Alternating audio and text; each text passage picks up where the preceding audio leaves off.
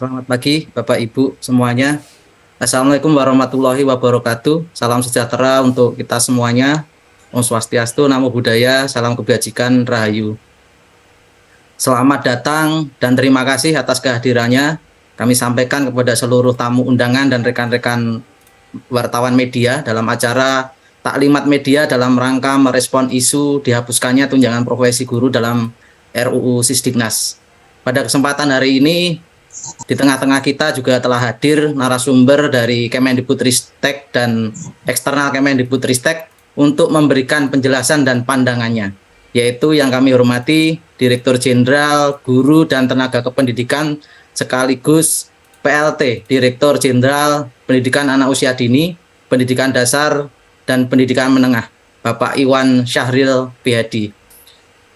Yang kedua yaitu yang kami hormati Kepala Sekolah SMA Negeri 1 Parung Panjang Kabupaten Bogor, Ketua DPP Asosiasi Kepala Sekolah Indonesia, mantan Ketua PB PGRI, dan Dewan Pembina PGRI Kabupaten Sukabumi, Bapak Dr. Dudung Nurullah Kuswara, MPD.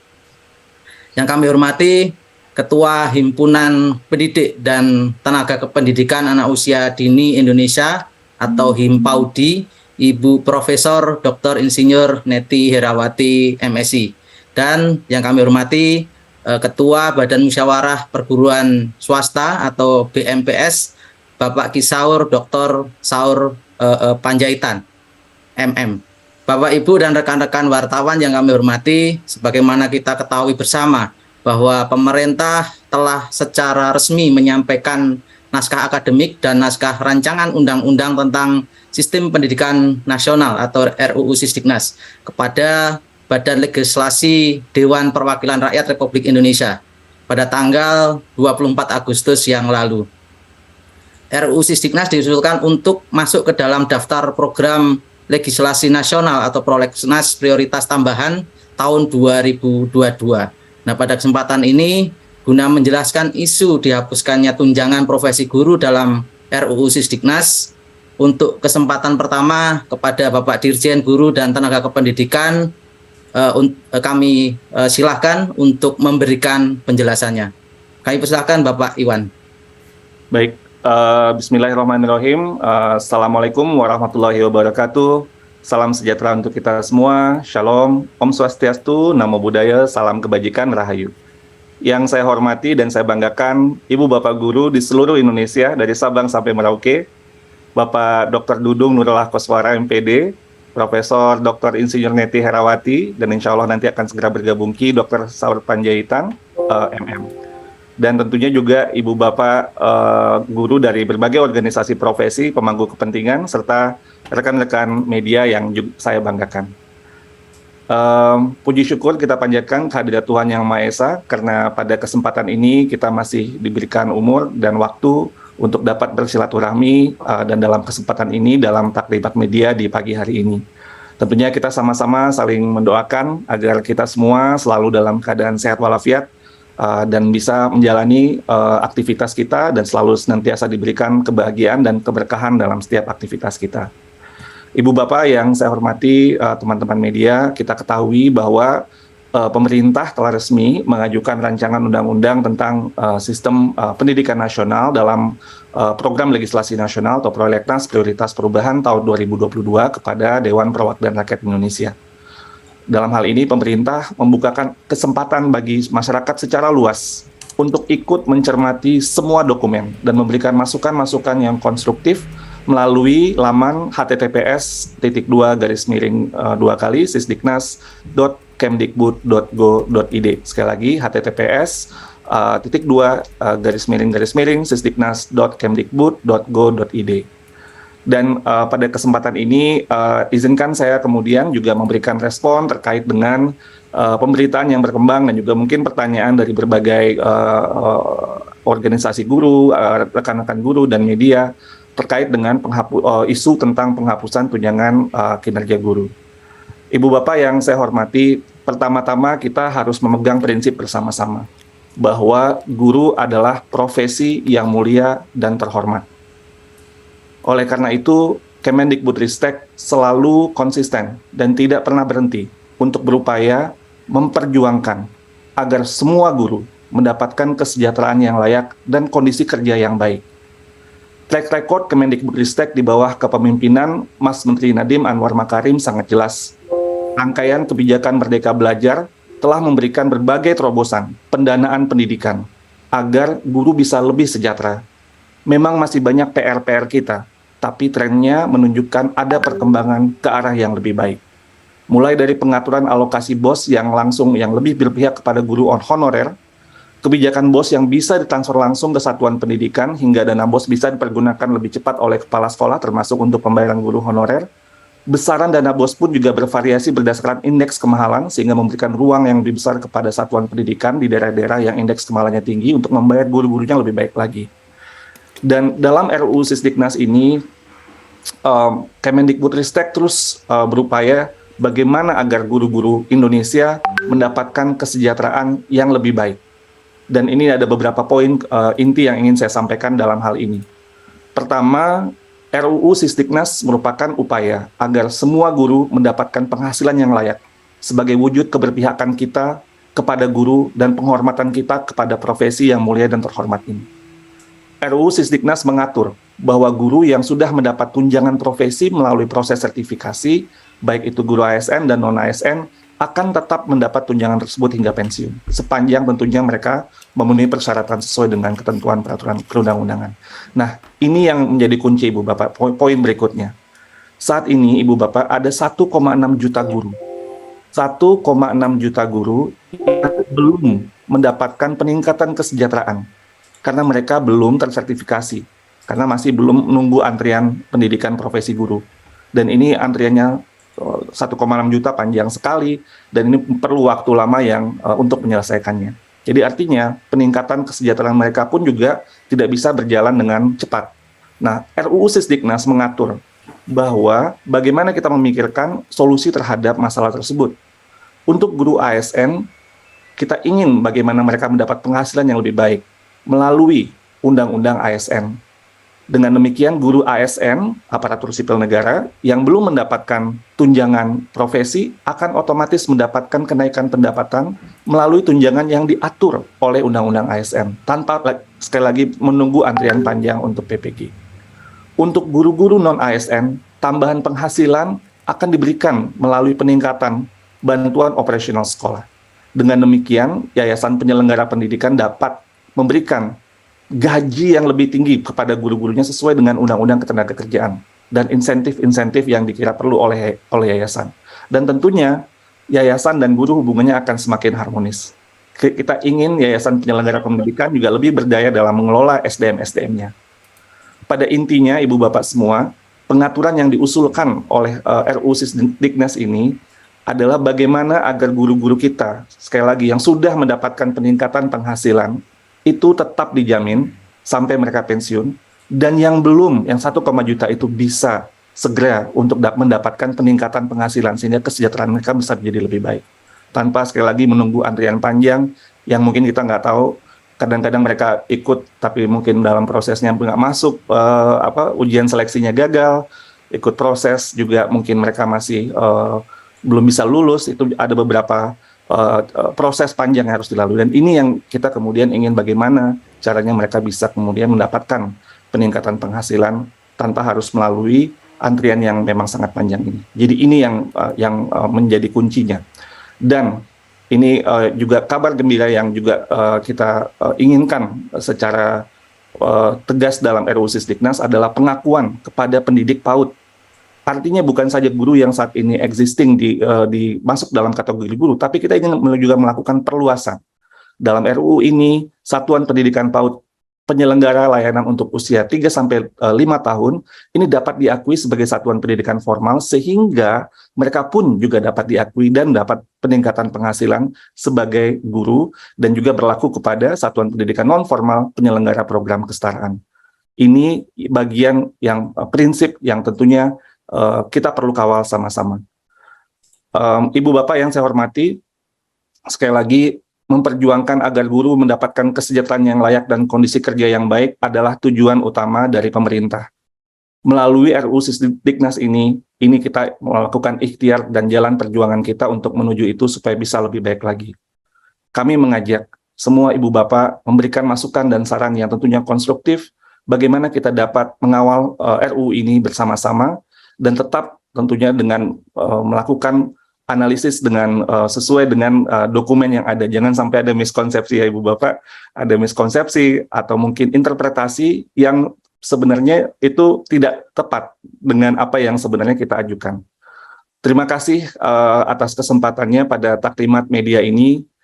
Semoga upaya kita ini dimudahkan, dilancarkan, diberikan berkah, dan semoga kita semua selalu dalam perlindungan Tuhan Yang Maha Esa dalam memuliakan dan memperjuangkan profesi guru Indonesia. Mungkin kalau ada kisaur, saya sudah ada pantun untuk kisaur. Terima kasih Pak Dirjen. Sudah ada ya? Oke. Sebelum nanti kita sudah dibuai oleh pantunnya Kisaur, saya mendingan duluan biar nggak nanti kalau pantunnya Kisaur kan pasti lebih canggih. Mohon izin ya Kisaur.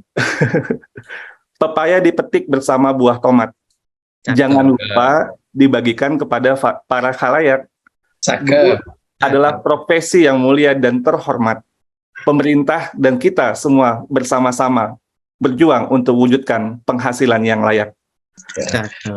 Pepaya dibelah untuk dibuatkan kolak panas. Kolaknya dibagi untuk pesta dan hajatan. Mari sama-sama kita terus kawal RUU Sisdiknas demi perbaiki arah pendidikan. Terima kasih, mohon maaf jika ada salah-salah kata, nanti kita lanjutkan. Wabillahi taufik wal hidayah. Wassalamualaikum warahmatullahi wabarakatuh. Shalom. Om Santi Santi Santi Om Rahayu. Terima kasih Pak Dirjen atas pengantar dan penjelasannya bahwa RUU Sisdiknas ini semangatnya adalah memberikan kesejahteraan guru lebih baik dan penghasilan guru lebih baik. Itu apa yang telah disampaikan oleh Pak Dirjen. Nah, selanjutnya untuk memberikan pandangan terkait poin-poin dari RUU Sisdiknas yang telah disampaikan oleh Bapak Dirjen, kami persilahkan kepada Bapak Dudung Nurullah Koswara untuk memberikan pandangannya terkait upaya peningkatan kesejahteraan guru-guru melalui pemberian penghasilan yang layak bagi guru ASN dan non-ASN tanpa perlu melalui proses sertifikasi terlebih dahulu. Kami persilahkan Pak Dudung. Bismillahirrahmanirrahim. Assalamualaikum warahmatullahi wabarakatuh. Semoga Allah senantiasa memberikan kesehatan lahir batin kepada kita agar kita tetap sehat, terus berkhidmat untuk kepentingan pendidikan, kepentingan guru khususnya, dan tentu sukses layanan pemerintah dari Kementerian Pendidikan. Bapak Dirjen yang saya hormati, Prof. Neti yang saya hormati, Bapak Anang, sahabat Kisaur, kemudian dari sahabat Kim Paudni, kemudian sahabat dari media, pokoknya semuanya sehat selalu, berkah selalu. Saya sebagai guru, ya, saya pernah menjadi guru honorer, pernah menjadi guru bantu, kemudian saya pernah menjadi ketua ranting, ketua cabang, ketua kota di PGRI, ketua PB, dan hari ini menjadi Dewan Pembina PGRI di Kota Sukabumi, ya, bukan kabupaten, SK-nya di Kota Sukabumi, ditandatangan di kabupaten. Sahabat semua, saya sebagai guru dan sahabat-sahabat di entitas kami yang selalu berdiskusi setiap hari, bahkan menulis, kami selalu sebagai guru, kami juga sebagai insan beragama, kami diperintahkan untuk berhusnudon, apalagi kepada pemerintah yang punya tekad ingin mensejahterakan dan meningkatkan martabat guru. Kami sangat percaya, melihat aura Pak Dirjen saja sudah jelas bahwa kebatinan kami ada di Pak Dirjen putra guru. Pak Dirjen memahami bagaimana situasi kehidupan guru, tentu punya spirit untuk meningkatkan martabat para guru. Ya, sepakat dengan apa yang tadi disampaikan oleh Pak Dirjen, bahwa inti utama pemerintah harus benar-benar sangat terlibat untuk meningkatkan harkat martabat guru dalam berbagai dimensi. Yang pertama yang selalu bikin heboh adalah tentang peningkatan kesejahteraan. Inginnya meningkat kesejahteraan. Jadi kalau ada gosip kesejahteraannya berkurang, menghilang, atau menjadi tiada, ini akan menimbulkan hal-hal yang gaduh luar biasa. Kemudian peningkatan kompetensi, kemudian perlindungan, Dan secara real di lapangan ada beberapa hal yang bisa menimbulkan reaksi luar biasa di lingkungan guru terutama, dan kami di PGRI, bahwa guru itu akan sangat sensitif ya bila bertemu dengan masalah TPG. Kemudian yang kedua, bertemu dengan ini adalah kepentingan dapur keluarga guru, sementara guru honorer berkepentingan dengan martabat guru. Jadi setidaknya yang dua ini terkait kesejahteraan ya TPG, kemudian terkait status guru honorer, ini menjadi hal yang cukup sensitif di kalangan para guru.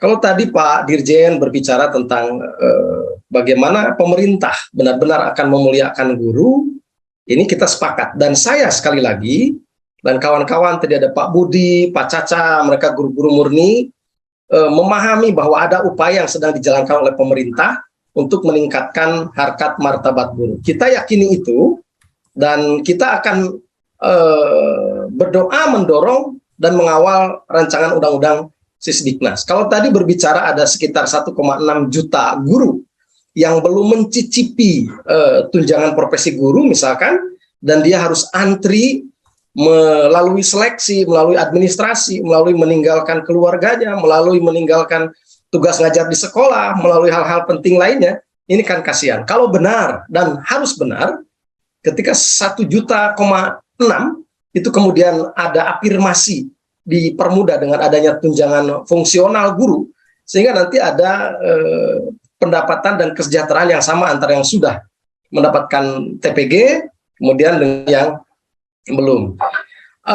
Intinya kami di lapangan memang terjadi pro dan kontra. Sangat dipahami bahwa kami pun memiliki sudut pandang yang berbeda, memiliki daya tangkap terhadap informasi yang berbeda, bahkan mungkin pihak-pihak tertentu atau perseorangan tertentu memiliki kepentingan-kepentingan tertentu untuk kepentingan tertentu pula. Kami dari Guru Murni, Pak Budi, Pak Caca, saya dan kawan-kawan berharap mudah-mudahan rancangan undang-undang Sisdiknas ini nanti benar-benar berpihak kepada guru. Selalu saya katakan bahwa di tangan para guru ada warga negara yang sangat istimewa, yaitu anak didik. Anak didik harus disejahterakan oleh guru di ruang kelasnya. Anak didik harus disejahterakan oleh guru di ruang kelasnya. Dan guru harus disejahterakan oleh pemerintah di ruang kehidupannya. Dan pemerintah akan sukses dalam dunia layanan pendidikan bila guru dan anak didik benar-benar menjalani prosesi pembelajaran dan kehidupan yang lebih baik. Kemudian kita selain sepakat, tetapi ada dinamika di lapangan terkait dengan pasal yang ada di dalam rancangan undang-undang Sisdiknas, ya. Sehingga ini menjadi pro kontra, dan kita juga sebagai guru sangat punya keterbatasan memaknai, punya keterbatasan memahami mungkin.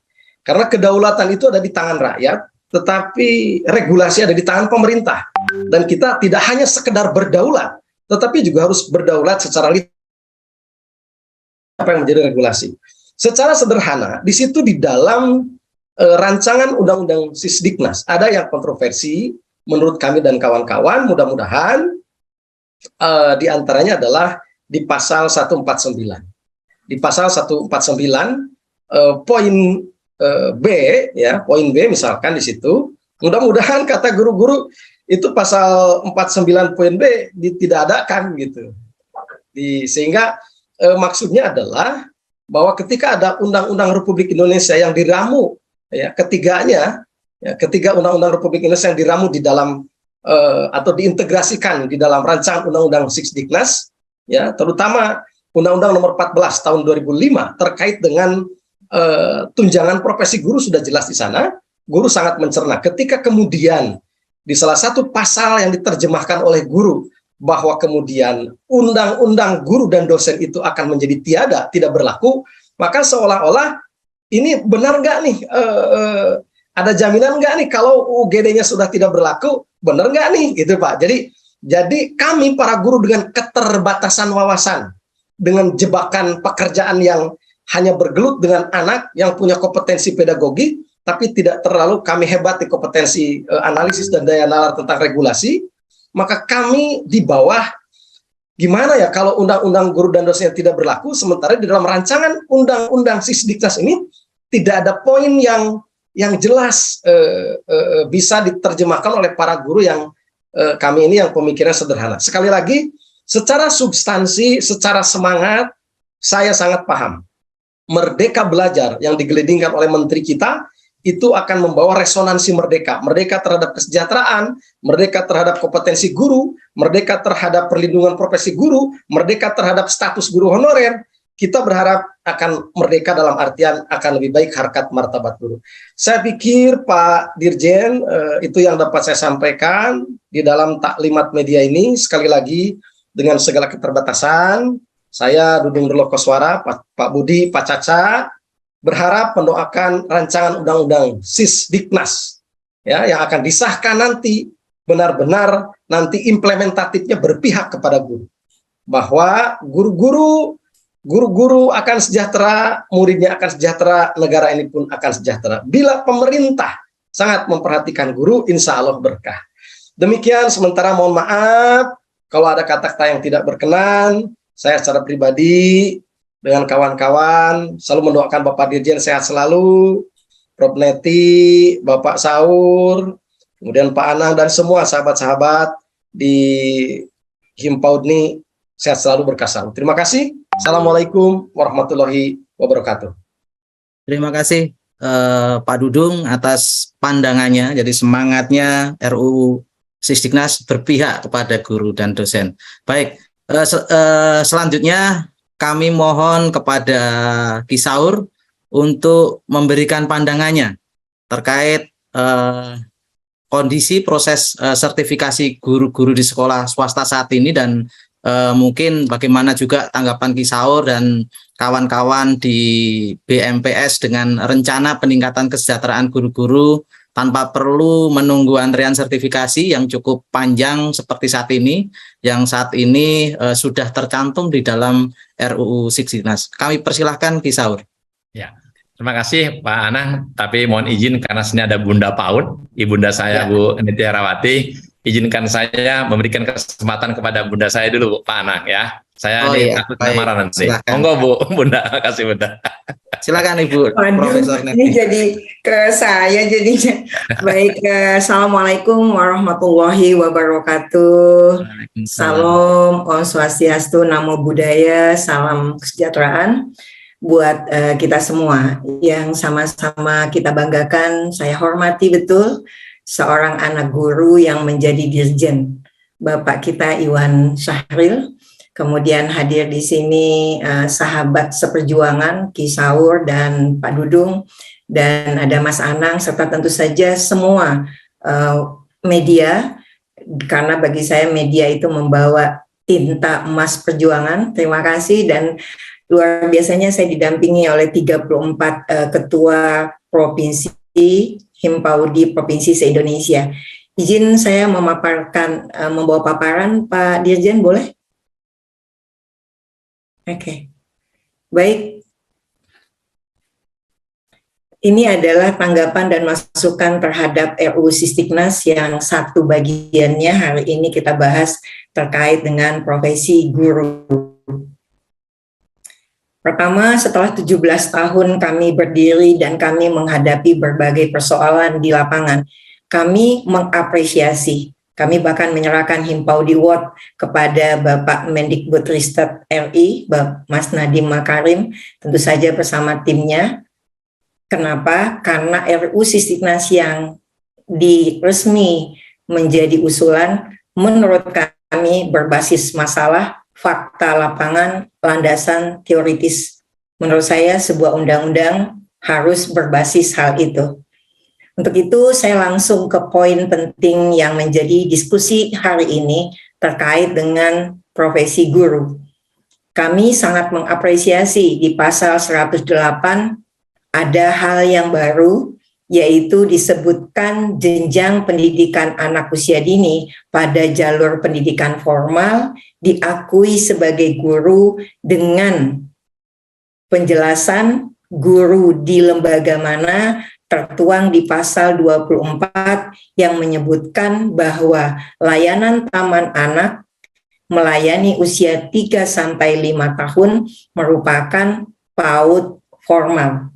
Artinya, setiap guru yang berada di usia 3-5 tahun, tentu saja yang memenuhi syarat ada di pasal yang lain, maka mereka berhak diakui. Saya kira inilah bentuk keadilan, bentuk kepatutan, di mana ketika seorang guru memenuhi kriteria kompetensi kualifikasi, maka mereka berhak mendapatkan pengakuan tersebut. Hanya memang kami memberikan catatan, jika pada poin B, jenjang pendidikan dasar, jenjang pendidikan menengah, diakui untuk jalur pendidikan formal dan non-formal, harusnya juga setara. Dengan demikian, catatannya adalah tambahan untuk non-formal. Sekarang kami menyebutnya, mengapa kami menyebutkan bahwa Mas Menteri dan kawan-kawan berbasis fakta di lapangan. Berdasarkan data Badan Pusat Statistik, jadi bukan data kami, PAUD saat ini melayani mayoritas di usia bawah 5 tahun justru. Bahkan ada anak-anak di usia di bawah 1 tahun 13,56%. Dan disebutkan di dalam berbagai landasan teoritis, justru nanti saya lihatkan risetnya, usia 0-2 tahun adalah usia yang krusial untuk membentuk manusia. Jadi mau sukses, SD, SMP, SMA, perguruan tinggi, bahkan untuk hidup, ini urusannya sukses di PAUD. Nah, begitu juga di usia 0-4 tahun. Kita bisa lihat 1-4 tahun, bahkan di saat ini usia 5-6 tahun juga dilayani di PAUD non-formal. Berdasarkan data BPS ini berarti pada saat ini guru-guru PAUD non-formal bahkan bisa lebih dari 70,72%. Karena 5-6 tahun juga ada PAUD non-formal. Pertanyaannya, apa kelebihan RUU Siknas sekarang? Memberikan apresiasi dan pengakuan kepada para guru yang memang mereka guru dan bagian yang paling penting dari siklus hidup manusia. Oleh karena itu, di pasal 105 menguatkan keyakinan kami, dan harusnya ini juga menjadi perhatian bagi teman-teman yang saat ini mendapatkan tunjangan profesi. Saya tidak melihat satupun pasal yang menyebutkan dihapuskannya tunjangan profesi. Mungkin saya awam untuk melihat ini, tapi nanti kita bisa berdiskusi. Di pasal 105 jelas, di pasal 108 kemudian diperkuat seperti tadi, di pasal 109 jelas menyebutkan setiap guru yang lulus dari pendidikan profesi guru, dia diakui sebagai guru. Bahkan undang-undang ini memberikan satu penghargaan khusus kepada calon guru berkeahlian khusus, bahkan dapat diberikan pengecualian terhadap persyaratan lulus pendidikan profesi. Ini bentuk penghargaan kita kepada semua anak Indonesia. Dan di pasal 145 dengan jelas mengatakan setiap guru dan dosen yang telah menerima tunjangan profesi, tunjangan khusus, tunjangan kehormatan yang diatur dalam Undang-Undang Guru, tetap menerima tunjangan tersebut sepanjang masih memenuhi persyaratan. Tentu saja begitu. Dan bahkan setiap guru dan dosen selain yang sudah diakui tetap bisa menerima penghasilan pengupahan paling sedikit sama dengan yang sudah diakui. Dari pasal-pasal ini dengan diskusi topik hari ini, saya melihat tidak ada niat dari Kemendikbud untuk tidak memberikan tunjangan profesi. Saya kira Mas Menteri dan semua para pimpinan-pimpinan di Kemendikbud tahu persis riset dari salah satu riset besar yang dilakukan, bahwa dari semua komponen yang ada di pendidikan, maka yang paling besar faktor pengaruhnya terhadap pendidik itu adalah guru. Risetnya banyak dan itu riset yang valid. Itulah yang dijadikan landasan. Bahkan ketika anggaran negara sulit pun, saya kira Mas Menteri dan Pak Iwan Saril memikirkan keras untuk ini. Oleh karena itu saya kira tidak perlu ada yang dikhawatirkan. Tinggal saya setuju dengan yang dikatakan oleh Pak Dudung. Kita penting mengawal turunannya, aturan turunan dari undang-undang ini. Itu yang perlu kita perkuat. Nah, saya juga dalam kesempatan ini juga menyampaikan bahwa kami Himpaudi se-Indonesia setuju dengan pasal ini, bahwa jenjang pendidikan dasar itu terdiri atas kelas prasekolah. Jadi ini sejalan dengan SDGs, 1 tahun sebelum masuk SD, anak-anak sudah mengikuti prasekolah dan itu diakomodir di sini. Dan ini kemudian diperkuat dengan wajib belajar itu adalah 13 tahun, di mana 9 di sini dan kemudian termasuk di prasekolah. Maka landasan teorinya apa? Kalau tadi landasan fakta, landasan teorinya adalah berdasarkan berbagai riset dan saya ambil salah satunya bahwa ketika anak selesai di PAUD, tadi PAUD 3 sampai 5, berarti 6 tahun nanti masuk di kelas prasekolah, mereka memang sudah siap untuk memasuki usia persekolahan, tapi yang menjadi catatan harus ada masa transisi, maka namanya tetap kelas prasekolah. Artinya, saya melihat yang membuat RUU Sisdiknas ini berbasis fakta dan berbasis landasan teori. Nah, oleh karena itu, memang kami memiliki catatan, jangan mengulangi kesalahan yang sama di mana di dalam undang-undang ada ambigu, ada keraguan-raguan. Oleh karena itu, kami menyampaikan bahwa pada pasal 4 di layanan pengasuhan anak, disebutkan usia 0 sampai dengan 5 tahun itu adalah non formal, itu akan berbeda nanti implementasinya di lapangan dan itu akan menimbulkan kericuhan kembali dengan dasar bahwa tidak ada pendidikan itu hanya memberikan pengasuhan.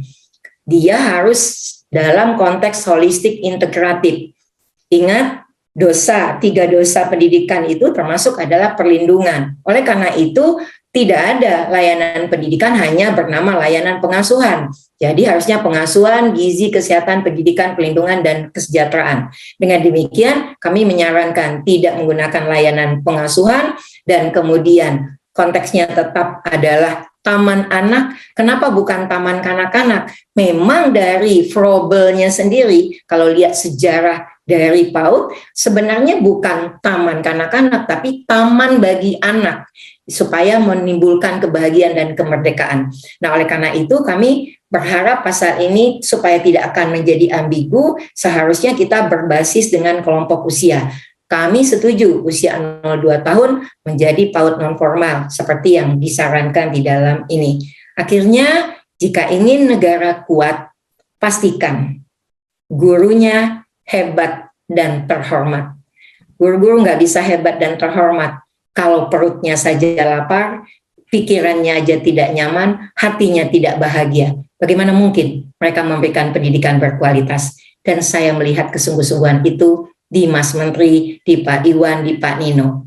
Untuk itu, kami Himpaudi se-Indonesia mendukung RUU Sisdiknas dan siap untuk melakukan sebuah sosialisasi penguatan dengan berbagai pihak. Terima kasih atas undangan ini, dan ini bentuk pengakuan kepada Himpaudi se-Indonesia yang saat ini berdiri di seluruh kabupaten kota dan ribuan kecamatan, hampir beranggotakan 400.000. Terima kasih. Tetap semangat Indonesia Jaya. Assalamualaikum. Salam semangat Ibu. Terima kasih Ibu Prof. Neti Rawati. Kita lanjutkan, kami silakan Ki Sahur untuk memberikan pandangannya. Yeah. Terima kasih, Pak Anang. Suara saya sudah kedengaran, Pak Anang ya. Yeah. Pak Dirjen yang saya hormati, Bu Neti, Bapak Ibu semuanya, izinkan saya dari Badan Musyawarah Perguruan Swasta menyampaikan terima kasih atas undangan ini dalam taklimat media ini. Pertama ingin kami sampaikan bahwasanya terima kasih kepada Pak Dirjen, kami sudah mendapatkan draftnya dan naskah akademiknya, dan kita sudah sedang dalam proses menyelesaikannya. Jadi belum selesai, belum final kami untuk menyampaikan masukan. Tentulah suatu hal yang biasa, sebuah draft itu pasti akan ada tambah kurangnya, dan niatnya pun diberikan kepada kami supaya kami memberi masukan. Jadi saya pikir kami tunggu tanggal mainnya Pak Anang. Kalau kata orang Jawa Barat, kapan selesainya, kapan waktunya, bahasa orang Jawa Baratnya, bila tiba saatnya, maka saatnya akan tiba. Jadi nanti akan kami sampaikan, Pak.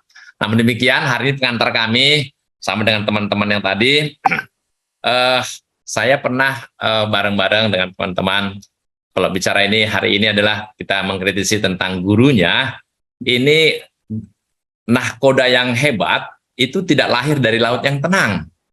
Jadi demikian juga guru yang hebat itu tidak lahir dari persoalan yang tenang. Pasti banyak persoalannya. Semakin banyak persoalannya, guru itu makin hebat itu Bapak Ibu. Jadi nggak akan selesai. Jadi saya senang. Tetapi bagaimana kita bisa menyelesaikan masalah itu?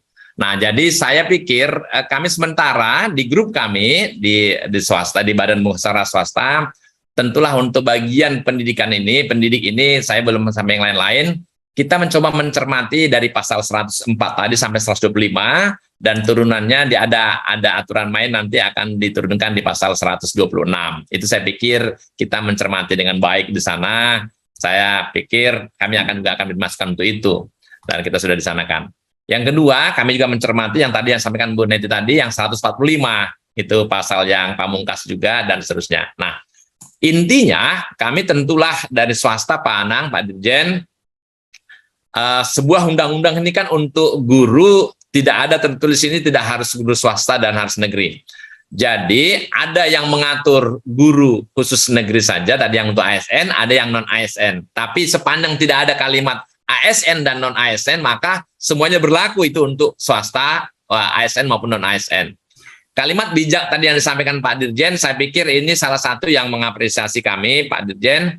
Yakni kalau misalnya sertifikasi itu datang langsung dari pemerintah, sedangkan untuk di swasta, skema dari bos tadi itu, ini mungkin setelah 2 tahun yang lalu ada kebijakan pemerintah untuk memperbolehkan penggunaan dana bos itu adalah untuk guru dan seterusnya, itu nanti artinya sudah dibuka ruang dana bos itu bisa digunakan untuk peningkatan daripada kesejahteraan guru.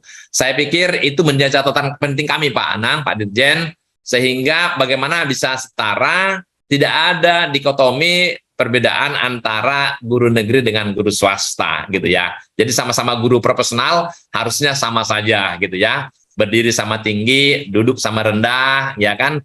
Berdiri bersanding bahu, duduk bersanding lutut gitu ya, seiring sejalan, seia sekata, jadi tidak ada perbedaan yang sangat signifikan. Yang kami garis bawahi adalah bagaimana supaya produk ini adalah tidak ada perbedaannya antara negeri dan swasta, karena kita sama-sama guru, terlepas gurunya mengajar di swasta ataupun di negeri. Intinya di sana. Jadi saya harus katakan kami belum selesai final untuk menyelesaikannya, tapi dalam beberapa catatan kami, insya Allah undang-undang ini kami berpandangan positif bahwasanya ini menuju yang terbaik. Saya sangat yakin bahwasanya dibuatkan draft RU ini khususnya yang urusan dengan guru, termasuk kami yang swasta, tentulah niatnya adalah untuk yang baik. Namun demikian, kalaupun kami nanti masih akan diberi kesempatan memberikan masukan, masih panjang jalannya ini, tentulah kami akan memberikan masukan dari kami swasta, Pak Anang, Pak Dirjen, kami sama dengan teman-teman yang lain tadi, kita berhusnuzon, berpandangan baik, mana nanti yang kira-kira kurang tentulah kami sampaikan. Nah, yang lebih baik itu kami garis bawahi. Saya pikir itu intinya sudah banyak tadi disampaikan teman kami, Bu Neti maupun sama Pak Kuswara tadi, termasuk penjelasan Pak Dirjen tadi. Saya pikir itu saja. Kalau ada sumur di ladang, ambil cangkul gali sendiri. Kalau ingin guru ini berkembang, mari kita berikan mereka tunjangan profesi. Yes, good. Kalau ada sumur di ladang, banyak bisa menyiram tanaman-tanaman. Kalau ingin guru ini berkembang, kita bikinkan banyak peraturan. Kalau ada sumur di ladang, bisa kita masukkan ikan lele. Kalau ingin guru ini berkembang, peraturannya jangan bertele-tele. Kalau ada, Bapak Ibu, saya ingin sampaikan sekali lagi, rakit sudah, sampan sudah, yang belum bahteranya. Kajian sudah, draft RUU sudah, yang belum masukannya dan pembahasannya. Masih ada waktu Bapak Ibu, kita berikan masukan, kita beri pasan, izin Pak Anang, dalam waktu dekat nanti BMPS juga akan menyampaikan secara komprehensif. Tentulah niat baik ini harus kami apresiasi, dengan niat yang baik juga, kita akan menambahkan mana yang lebih kita kurangkan, yang kurang kita tambahkan, sehingga kita bisa seiring sejalan, seia sekata ke depan. Itu saja Pak, saya pikir apresiasi, terutama tadi ada statement yang Pak Dirjen, untuk guru-guru non-ASN tadi dari skema bos tadi itu, karena kita hanya beda skemanya saja. Tapi niatnya untuk guru profesional, apakah dia di swasta atau di negeri sama-sama profesional, hanya skemanya saja nanti mungkin ini yang perlu kita kawal bareng-bareng. Demikian saja Bapak Ibu. yang di lembah yang di lembah datang mendaki, yang di bukit datang menurun. Sementara statement kami hanya seperti ini. Mohon maaf kalau kami kurang santun. Saya kembalikan kepada Pak Anang. Terima kasih, Pak. Terima kasih Ki Saur. Terima kasih atas pandangan dan masukannya. Terima kasih Pak Dirjen sudah memberi penjelasan. Prof Neti dan Pak Dudung sudah memberi tanggapan. Nah, selanjutnya kami berikan kesempatan kepada rekan-rekan media untuk dapat bertanya kepada narasumber. Silahkan nanti hand raise, sebutkan nama dan asal medianya. Dan pertanyaan juga kami harapkan padat, singkat, dan jelas. Nah, untuk kesempatan pertama kami berikan untuk 3 penanya terlebih dahulu. Dan pertanyaan ditujukan kepada narasumber siapa, mohon nanti disebutkan. Silakan teman-teman. Dari CNN, Mbak Yulia, ada lagi? Ya, silakan Mbak Yulia, terus nanti Mas Ilham dari Medcom. Oke. Selamat pagi semuanya Bapak Ibu. Saya Yulia dari CNN. Mau bertanya ke Pak Iwan, Pak. Saya mau menegaskan aja, takut keliru. Berarti di RUU Sisdiknas itu tunjangan guru itu dihapus atau tidak ya? Kalau misalkan yang tadi Bapak jelaskan itu maksudnya tunjangan dihapus di RUU Sisdiknas karena diatur di UU ASN atau bagaimana itu ya Pak ya? Terus yang kedua, tadi kan Bapak menjelaskan soal tunjangan guru itu masih ada gitu ya untuk guru-guru yang bersertifikat saat ini gitu. Nah, untuk yang kedepannya Pak, nasib guru-guru yang baru akan mendapatkan sertifikat guru itu gimana ya Pak ya? Apakah tetap mendapatkan tunjangan profesi juga atau bagaimana? Mungkin 2 pertanyaan itu saja Pak Anang. Untuk Pak Iwan, terima kasih. Ya, baik. Kita lanjutkan dulu Pak Dirjen dari dari Mas Ilham dari Medcom, silakan. Ya, terima kasih. Pertanyaan untuk Pak Dirjen. Pak Iwan, di dalam RUU Sisdiknas ini kan kementerian menggunakan penyebutannya tunjangan guru, bukan TPG. Nah, itu kan disebutkan pemberian tunjangan guru tersebut akan diatur dengan skema berbeda. Nah, mungkin boleh dijelaskan lagi skema berbeda ini seperti apa detailnya itu skema berbeda itu biar guru-guru dapatkan gambaran ya soal itu. Terus bisa dijelaskan nggak kira-kira skema berbeda ini perbedaannya dengan untuk guru dan dosen itu seperti apa? Terus besarannya bakal seperti apa?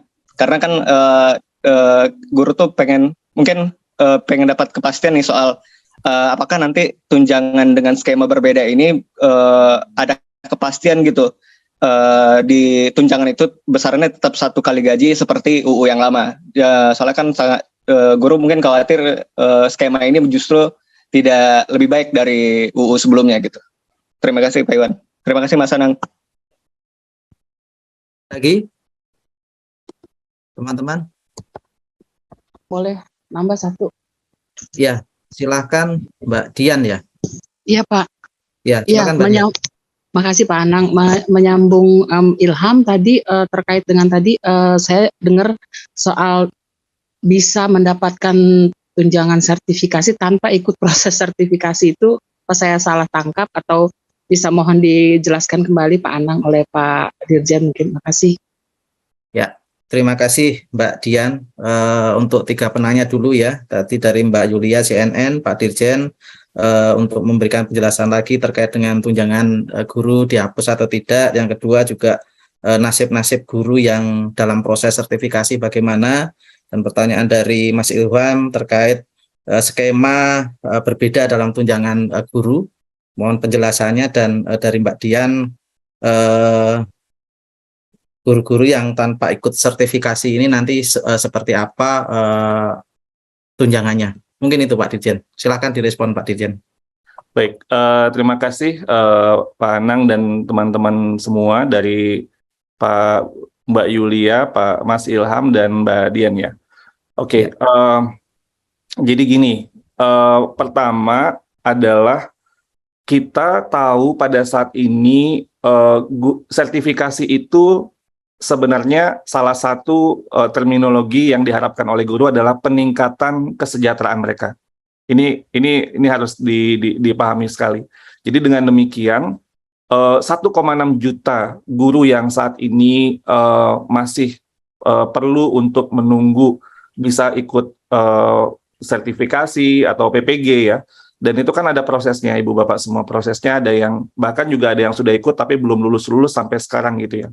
Nah, sehingga proses yang panjang 1,6 juta ini, itu akan memakan waktu sangat lama sekali untuk kita bisa selesaikan. Dan itu yang menjadi perhatian kita. Karena kita ingin guru mendapatkan peningkatan kesejahteraan yang layak. Dan itu harus menjadi prinsip utama dalam RUU Sisdiknas kita. Dan ini yang kita perjuangkan dengan mekanisme yang, nah sekarang begini, kalau tadinya untuk mendapatkan peningkatan kesejahteraan itu harus melalui proses PPG dan sertifikasi, maka sekarang kita menggunakan proses yang ada kita kembalikan kepada Undang-Undang ASN dan Undang-Undang Ketenagakerjaan, sehingga ketika ini prinsip ini bisa kita sepakati, 1,6 juta ini tidak perlu lagi menunggu. Jika ini disepakati menjadi bagian dari undang-undang, maka sesudah undang-undang ini terbit, 1,6 juta itu bisa langsung mendapatkan peningkatan kesejahteraan.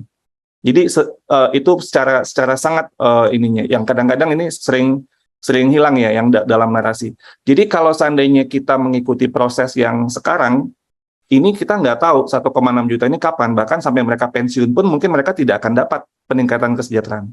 Nah, yang kita perjuangkan saat ini, bagaimana kemudian ini bisa langsung mereka mendapatkan peningkatan kesejahteraan. Jadi kita mau pilih prinsip yang mana nih? Prinsip, saya dengar ya, yang kemudian mungkin agak kurang paham gitu ya, beberapa teman-teman yang juga ada yang berklarifikasi ke saya, kalau kita status quo pada saat ini, Ibu Bapak semua, itu kasihan guru-guru kita yang 1,6 juta ini. Ini sebagian 1,3 itu ada di swasta yang justru memang antriannya itu lebih panjang lagi daripada yang ada di sekolah negeri. Dan ini yang ingin kita perjuangkan, dan mekanisme kalau kita mengandalkan sertifikasi, itu proses menyelesaikannya itu akan sangat lama sekali. Dan ini yang bisa selesai. Jadi langsung bisa mereka mendapatkan peningkatan penghasilan dengan jika prinsip ini kita sepakati. Nah, ini yang perlu kita kawal dulu nih, prinsip ini yang perlu kita kawal di RUU Sisdiknas ini. Dan ini yang menurut saya regulasi turunannya harus terus kita kawal. Ini masih awal, Ibu Bapak semua. RUU Sisdiknas ini kan ibaratnya undang-undang dasar pendidikan. Seperti undang-undang dasar negara, nggak semua tentang yang sangat rinci tentang bagaimana menyelenggarakan negara itu harus ada di undang-undang dasar negara kita. Jadi perlu nanti diatur di aturan turunan. Nah, ini yang menurut saya kadang-kadang diskusi yang muncul itu, yaitu mungkin lebih relevan nanti ketika kita mengawal di peraturan turunan. Tapi prinsip ini perlu kita kawal dulu. Prinsip ini harus menurut saya yang kita menjadi fokus utama dalam RUU Sisdiknas. Nanti kemudian perjalanan kita masih panjang, Ibu Bapak. Jadi ini perlu terus kita Kisah juga sudah menyampaikan, sudah ada pintunya, tapi itu harus terus dikawal. Bunda Teti juga bilang tadi, ini ada catatan masih perlu terus kita kawal. Pak Dudung juga sama. Jadi ini hal-hal yang menurut saya harus terus kita. Tapi prinsipnya ini menurut saya ini hal yang sangat berpihak kepada guru, sangat berpihak bagaimana guru bisa lebih sejahtera. Dan ini dijamin melalui undang-undang. Dan kemudian ini yang harus kita kawal sama-sama. Dan kenapa saat ini jadi tidak benar bahwa kita tidak guru itu dalam RUU Sisdiknas menghilangkan untuk tunjangan guru, tapi kita justru ingin meningkatkan dan secara masif gitu ya guru yang ada saat ini, sehingga nanti fokus kepada pendidikan profesi guru itu.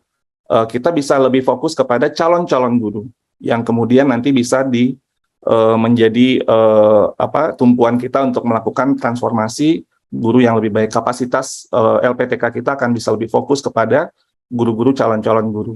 Dan nanti tentunya kita akan terus menjaga ini sama-sama agar kesejahteraan guru kita akan semakin baik dan kualitas guru kita juga semakin baik. Mungkin demikian tanggapan dari saya. Terima kasih, Pak Anang. Terima kasih Pak Dirjen. Ada lagi teman-teman atau rekan-rekan wartawan yang ingin ditanyakan? Mas Maruf ya, Koran Jakarta. Silakan Mas Maruf. Selamat pagi, Mas Anung, Pak Dirjen. Ya. Assalamualaikum warahmatullahi wabarakatuh. Izin tanya soal berarti kalau misalnya gitu, si draft RUU yang bulan Agustus ini akan ada perubahan lagi nggak ke depannya gitu, Pak Dirjen? Karena kan kemarin di PGRI ingin mendesak kalau misalnya draft RUU yang April kan sudah menyertakan yang PPG yang kalau nggak salah, terus kemudian di yang Agustus dihapus. Nah, ini akan gimana gitu ke depannya? Apakah akan tetap seperti ini atau akan ada perubahan lagi? Terus yang kedua, kira-kira sosialisasi ke depannya tentang RUU ini akan seperti apa gitu, Pak? Karena kan banyak juga yang menyebut kalau misalnya Kemendikbud kurang terbuka permasalahan ini gitu, atau pasif gitu dalam menerima masukan gitu. Apakah ke depan akan misalkan ke daerah-daerah atau ke kampus-kampus ke LPTK seperti itu atau gimana gitu? Terima kasih. Ya, baik. Terima kasih Mas. Pak Anang, Pak Dirjen, maaf tadi ada jawaban yang ada pertanyaan saya yang belum terjawab mungkin sama dengan Pak Dirjen. Itu soal tunjangan gurunya nanti akan berapa besar, terus apakah dapat dipastikan guru dapat tunjangan minimal UU yang lama gitu. Terima kasih. Ya, terima kasih. Mungkin bisa ditanggapi dulu oleh Pak Dirjen untuk Himpaudi. Ini karena teknis ya, nanti bisa bertanya langsung di portal ult.kemdikbud.go.id. Nah, selanjutnya untuk Koran Jakarta dan tadi dari Medcom juga menanyakan terkait dengan tunjangan guru itu sendiri, Pak. Silakan Pak Dirjen. Oke, baik. Terima kasih Pak Anang. Terima kasih teman-teman atas pertanyaannya. Jadi kalau tanya besaran tunjangan apakah bisa sama besar? Jawabannya bisa, dan itu perlu kita kawal sama-sama. Tapi sekali lagi, fokus pada saat ini adalah prinsipnya dulu nih. Nah, ini yang saya khawatirkan. Yang kemarin yang mungkin yang disampaikan oleh Mas Ma'ruf ya, yang rilis dari statement PG itu kan ingin status quo. Apa artinya? Artinya 1,6 juta guru itu harus antri. Apakah kita maunya seperti itu? Atau kita ingin 1,6 juta ini bisa mereka dengan jika ini prinsip ini kita sepakat, kemudian kita kawal terus dalam regulasi turunannya, maka bisa mendapatkan peningkatan penghasilan yang cara langsung atau mau nunggu terus dan antriannya akan panjang. Jadi itu yang saya kemudian tidak mengerti ya, kenapa ada kesalahpahaman itu, bahkan sangat fundamental kesalahpahamannya. Karena kalau mau dengan sistem yang sertifikasi yang ada sekarang, tersandera oleh sertifikasi, harus mengikuti proses sertifikasi. Dan proses itu juga lama. Yang tadi Pak Dudung sudah ceritakan, betapa proses itu juga menimbulkan berbagai macam implikasi, dan belum tentu akan selesai, dan akhirnya belum tentu akan dapat peningkatan penghasilan kesejahteraan guru-guru kita. Nah, ini yang kami perjuangkan teman-teman semua. Supaya prinsip ini bisa kita sepakati, sehingga kita kemudian bisa terus kawal untuk bersama-sama sampai ini bisa diundang-undangkan dan kemudian regulasi turunannya. Dan ini ayo kita kawal sama-sama gitu, supaya tujuan kita supaya guru-guru bisa lebih sejahtera ini bisa tercapai, dan ini masif gitu. Jadi kalau mengikuti dengan kondisi yang sekarang dengan sertifikasi, maka ya akan lama selesainya, dan akan lama guru-guru kita akan sejahtera. Dan sekali lagi ada perluasan juga yang tadi Bu Nona itu juga udah sampaikan pada pendidik PAUD. Itu kita apakah juga mau status quo lagi gitu? Ini kita mengadakan sebuah perubahan, perluasan, sehingga yang tadi yang Ibu yang dari Kalimantan Timur ya, itu bisa masuk gitu. Kenapa kemudian itu harus ditunda gitu? Ini bukannya hal yang penting. Tentunya kita apakah ini draft ini akan berubah? Yang namanya draft tadi Kisar udah bilang, yang namanya draft ada, kalau istilah Kisar, kalau berlebih ya mungkin kita ada yang mungkin terlalu kelebihan dikurangin, kalau yang kurang kita lebihkan gitu. Ini mencari keseimbangan. Jadi ini intinya adalah masukan-masukan harus terus ada, dan sekarang zaman digital teman-teman, siapapun bisa memberikan masukan. Jadi nggak ada itu yang proses tertutup, itu bisa diberikan masukan, sekali lagi, dan semua dokumen bisa dilihat di https://sisdiknas.kemdikbud.go.id. Sekali lagi, semua masukan-masukan yang akan konstruktif dan bermakna, dan semua dokumen-dokumen bisa dilihat oleh publik siapa saja. https://sisdiknas.kemdikbud.go.id. Silakan berbagai pihak yang nanti ingin memberikan masukan bisa menyampaikan melalui laman tersebut, sehingga kita partisipasi publik akan sangat luas dan ini bisa sangat masif, dan tentunya ini adalah milik kita bersama, dan ini sangat penting sekali Ibu Bapak semua, supaya pendidikan kita mudah-mudahan bisa menjadi lebih baik dengan semangat zaman yang juga semakin banyak tantangannya untuk kita semua. Terima kasih Pak Anang. Terima kasih Pak Dirjen dan Bapak Ibu semuanya. Saya kira penjelasan dan tanggapan pandangan dari Pak Dirjen, Kisaur, Pak Dudung, dan Prof. Neti cukup ya Bapak Ibu dan rekan-rekan media. Jadi informasi untuk naskah akademik, rancangan undang-undang Sisdiknas, dan masukan publik tadi sudah disampaikan oleh Pak Dirjen, dapat diunduh dan disampaikan melalui laman resmi Kemendikbud, yaitu sisdiknas.kemdikbud.go.id.